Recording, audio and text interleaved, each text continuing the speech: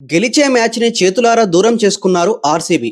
6 వికెట్ల తేడాతో ఘన విజయం సాధించారు ఢిల్లీ క్యాపిటల్స్. ఒక దశలో ఆర్సీబీనే గెలుస్తుందని అందరూ అనుకున్నారు. కానీ డేవిడ్ మిల్లర్ చివరి ఓవర్లో 2 వరుస సిక్స్లు కొట్టి ఆర్సీబీ ఆశలపైన నీళ్లు చల్లాడు. ఢిల్లీ క్యాపిటల్స్ టాస్ గెలిచి బౌలింగ్ ఎంచుకుంది. RCB home ground Bengaluru Chinnaswamy వేదికగా మ్యాచ్ జరిగింది. ఆర్సీబీ నుండి మొదటిగా బ్యాటింగ్ చేయడానికి విరాట్ కోహ్లీ, ఫిల్ సాల్ట్ వచ్చారు. ఫిల్ సాల్ట్, విరాట్ కోహ్లీ మొదటి బంతి నుండే తమదైన శైలిలో అటాకింగ్ గేమ్ ని మొదలు పెట్టారు. 5.1 ఓవర్ల దగ్గర కింగ్ విరాట్ కోహ్లీ తన వికెట్ ని కోల్పోయాడు. 13 బంతుల్లో 19 పరుగులు చేసి ఎంగడి బౌలింగ్ లో వెనుదిరిగాడు.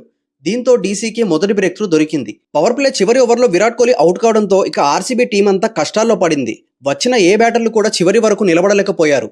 డీసీ అద్భుతమైన బౌలింగ్ తో ఆర్సీబీని కట్టడి చేస్తోంది. పవర్ ప్లే పూర్తయ్యేసరికి ఆర్సీబీ 59 పరుగులు చేసి ఒక వికెట్ ని కోల్పోయారు. పవర్ ప్లే తర్వాత బ్యాటింగ్ కి వచ్చిన వాళ్ళు వచ్చినట్టుగానే పెవిలియన్స్ కి చేరారు.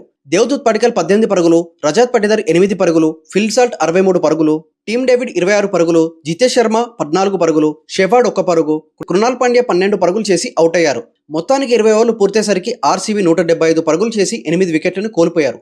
అద్భుతమైన బౌలింగ్ తో ఆర్సీబీని కట్టడి చేశారు డీసీ. 176 పరుగుల లక్ష్యాన్ని ఢిల్లీ క్యాపిటల్స్ కి ఇచ్చారు ఆర్సీబీ. డీసీ నుండి మొదటిగా బ్యాటింగ్ చేయడానికి కేఎల్ రాహుల్, నిశాంక వచ్చారు. నిశాంక 1 పరుగుకే పెవిలియన్ చేరి ఆర్సీబీకి మొదటి బ్రేక్ త్రూని ఇచ్చాడు. కరుణ్ నాయర్ 5 పరుగులు, కేఎల్ రాహుల్ 57 పరుగులు చేసి అవుట్ అయ్యారు. అక్షర్ పటేల్ 26 పరుగులు చేసి గాయం కారణంగా రిటైర్డ్ హట్ అయ్యాడు. తర్వాత బ్యాటింగ్ కి వచ్చిన డేవిడ్ మిల్లర్ చివరి ఓవర్లో 2 వరుస సిక్స్లు కొట్టి మ్యాచ్ ని గెలిపించారు. 22 పరుగులతో నాట్అవుట్ గా ఉన్నాడు డేవిడ్ మిల్లర్. స్టబ్స్ 60 పరుగులతో నాట్అవుట్ గా ఉన్నాడు.